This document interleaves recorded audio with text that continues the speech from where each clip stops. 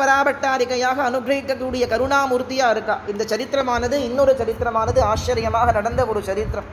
ஒரு இந்திரஜால வித்தியை தெரிஞ்சவர் அவர் என்ன பண்ணுவார் அப்படின்னு கேட்டாங்க. இது ஹிஸ்டரியில் ரெக்கார்ட் ஆயிருக்கு. அதாவது அவளுடைய ஒரு சாசனத்தில் இந்த சங்கரன் கோவிலில் இதை எழுதியே வச்சிருக்கா. அப்பேற்பட்ட ஒரு சரித்திரம் அது.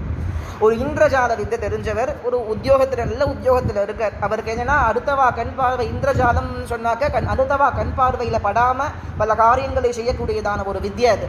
கண்ணில் அவள் மைய தடவின்ட்டான்னு சொன்னாக்க அவள் வர்றது போகிறது ஒருத்தருக்குமே தெரியாது. இதெல்லாம் சும்மா பொய்ன்னு சொல்கிறவாள்லாம் இருக்கா. பொய்யெல்லாம் இல்லை, சத்தியமான உண்மை. அந்த மாதிரி வித்தியைகள் எல்லாம் கண்ணை மறைச்சிடும். அந்த மாதிரி வித்தியைகள் எல்லாம் உண்டு. சங்கரன் கோவில ஸ்வர்ணரதோத்சவம், கோமதி ஸ்வர்ணரதத்தினுடைய மத்தியத்தில் கோமத்தியம்பாளுடையதான ஒரு பிரவேசமானது நிகழறது. இவர் என்ன பண்ணினார்னு கேட்டாக்க, ஒரு இந்திரஜால அந்த மைய தடவிண்டு அந்த கோவில் கோமதிக்கு அர்ச்சனை செய்யக்கூடிய ஒரு அர்ச்சகர் மாதிரி வேஷம் போட்டுண்டு என்ன பண்ணினார்னு கேட்டாக்க, அந்த அம்பாள் தேரில் இருக்கா, உற்சவ விக்கிரகம் தேரில் இருக்கு, கோமதி தேரில் இருக்கா. தேரில் இருக்கும் பொழுது என்ன ஆறுது அப்படின்னு கேட்டாக்க, தேரில் நின்று இருக்கும் பொழுது இவர் ஒரு நல்ல உத்தியோகத்தில் இருக்கக்கூடியவர் தான். என்ன பண்ணினார்னு கேட்டாக்க, நேராக அர்ச்சகர் மாதிரி இவர் மேலே தேரில் ஏறி அம்பாள் கையில் இருக்கிற வளையலை கடட்டி எடுத்து இடுப்பில் சொருகின்னு கீழே இறங்குறார். எல்லோரும் இருக்கா, ஜன கூட்டம், அவ்வளவு கூட்டமாக இருக்குது, அத்தனை பேரும் இருக்கா. அப்பேற்பட்ட ஒரு ஜனத்திரளாக இருக்குது. அதை ஒன்றும் அவர் கண்டுக்கவே இல்லை. ஒருத்ததுக்காவது இவர் வர்றதே தெரியலை.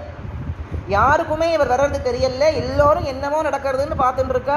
இவர் வந்ததை நோட்டீஸ் பண்ணவும் இல்லை. ஒருத்தரும் என்ன பண்ணுறதுன்னு தெரியல. தேவியினுடைய வளையல் மாத்திரம் என்ன ஆகுதுன்னு கேட்டாக்க, வளையலை கழட்டி எடுத்து இடுப்புல சொருகிண்டு அப்படியே நடந்து போகின்றே இருக்கார்.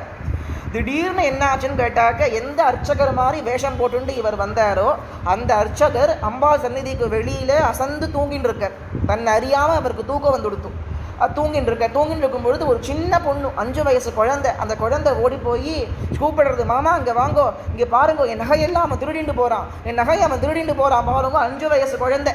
அந்த குழந்தை என்ன பண்ணுறதுன்னு கேட்டாக்க, இவரை தட்டி அப்படி எழுப்பி என் நகையை திருடிண்டு போகிறான் அவன் பாருங்கன்னு சொல்லி எழுப்புறது அந்த குழந்தை. அப்போ என்னடா அது நகையை திருடுறான்னு சொல்கிறத, யாருமானி இல்லை, என் நகையை அவன் திருடுறான் பாருங்கன்னு சொல்லிட்டு அந்த குழந்தை இவர் அனுப்பிச்சுடுறது. இவர் கூடவே வந்தது திருடதோ அவன் தான் கையை காட்டுறது. அப்போ அந்த அம்பாலே வந்துட்டதுனால மற்றவா கண்ணுக்கு அவர் தெரிகிறார். நல்லா பொதுமக்கள் எல்லாம் சேர்த்து கூடி நல்லா அவரை அடித்து, இந்த மாதிரி நீ பெரிய உத்தியோகத்தில் இருக்கக்கூடியவர், நீங்கள் இந்த மாதிரி தேவி நகையை திருடலாமான்னு சொல்லி எல்லாம் கேட்டு அவகிட்ட இந்த நகையை பறிச்சுட்டு, இந்த குழந்தை வந்தாலே குழந்தை எங்கான்னு பார்த்தா குழந்தைய காணும். இவருக்கு ஒன்றும் புரியல. குழந்தை போயிட்டா போல இருக்கு. ஆகா, அது அம்பாள் நகையாச்சே, இந்த குழந்தை அவ நகைன்னு சொன்னாலே இது என்ன விசித்திரமாக இருக்குது. இந்த வளையல் அம்பாளுக்கு என் கையால் நான் போட்ட விளையலாச்சே, இது கோவிலில் உற்சவ விக்கிரகத்துக்கு போட்ட விளையலாச்சே அப்படின்னு ரொம்ப இது பண்ணி பயந்து போய் மறுபடி அம்பாளுக்கு நகை எல்லாத்தையும் போட்டு என்ன பண்ணினான்னு கேட்டாக்க, உற்சவ விக்கிரகம் எல்லாம் பண்ணி எல்லா உற்சவங்கள் எல்லாம் பூர்த்தி ஆடிச்சு. அம்பாளை மறுபடி கொண்டு உள்ளே வச்சாச்சு. இருந்தாலும் ஒரே பரபரப்பு சங்கரன் கோவிலில். இந்த மாதிரி அம்பாள் நகையை ஒருத்தர் திருடிட்டாருன்னு சொல்லி மறுநாள் காலம் வரை எவர் திருடினாரோ அவரே கோவிலுக்கு வரார். ஆனால் மக்கள் எதுவும் சொல்லலை. ஏன்னாக்க அவர் அந்த ஊரில் பெரிய அதிகாரத்தில் இருக்கிறவர், அது மாத்திரம் இல்லாத உத்தியோகத்தில் இருக்கிறவங்கிறதுல ஒரு வெறுப்பான ஒரு பார்வையை மாத்திரம் தான் அவன் மேலே பார்த்துட்டு ஒன்றும் சொல்லவே இல்லை. அந்த குருக்களை பார்த்து சொன்னாராம், இப்படி பண்ணினா அவள் வருவான்னு நினச்சேன். அவர் சொன்னாராம், எதுக்காக நகையை திருடினேன், இப்படி பண்ணினா அவள் வருவோன்னு எனக்கு தெரியும், அவளை பார்த்துடலான்னு நான் நினச்சேன். ஆனால் என்னை இந்த தடவை ஏமாத்திட்டா,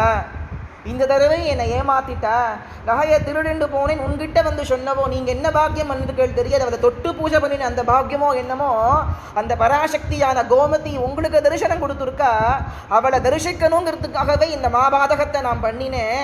அதனாலேயோ என்னமோ என்னதான் நீ பண்ணினா கூட அவள் என்னைக்கு நினைக்கிறாளோ அப்போதான் அவளை பார்க்க முடியுங்கிறத இந்த தடவையும் அவள் நிரூபிச்சுட்டா. நான் பண்ணது பாப்பந்தான், நான் பண்ணது தப்பு தான், அவளை தரிசனம் பண்ணணுங்கிறதுக்காகத்தான் இந்த மாதிரி ஒரு காரியத்தை நான் பண்ணினேன். ஆனால் தரிசனமானது எனக்கு கிடைக்கல, நீ அவரை பிரத்யட்சமா தரிசனம் பண்ணிட்டு உங்களை விடவும் பாக்கியசாலி யாருமே கிடையாதுன்னு சொல்லி கோமதியோட சன்னிதானத்தில் அந்த அர்ச்சகருக்கு விழுந்து சாஷ்டாங்கமாக நமஸ்காரம் பண்ணினாரா அவர் அந்த பெரிய விவர். அப்படி பிரத்யட்சமாக நான் இருக்கு, இது நடந்து என்ன ஒரு 70-80 வருஷம் இருக்கும் நடந்த ஒரு சரித்திரம். அப்படி பிரத்யட்சமாக ஜெகன்மாதாவானவள் நான் இருக்கேன்னு ஒரு க்ஷணமும் காண்பிக்கக்கூடிய ஆச்சரியமான ஒரு க்ஷேத்திரம் அது கோமதியினுடையதான ஒரு க்ஷேத்திரம். மகாதிரிபுரையா ராஜராஜேஸ்வரியா இருக்கா. அதனால தான் கோமதியினுடைய ஒரு கட்டாட்சம் இல்லாததால தான் இருந்தா மாத்திரம்தான் அவளை போய் சேவிக்க முடியும். கோமதியோட கட்டாட்சம் இல்லைன்னா சங்கரன் கோவிலுக்கு போய் அவளை சேவிக்க முடியாது. அப்பேற்பட்ட ஆச்சரியம்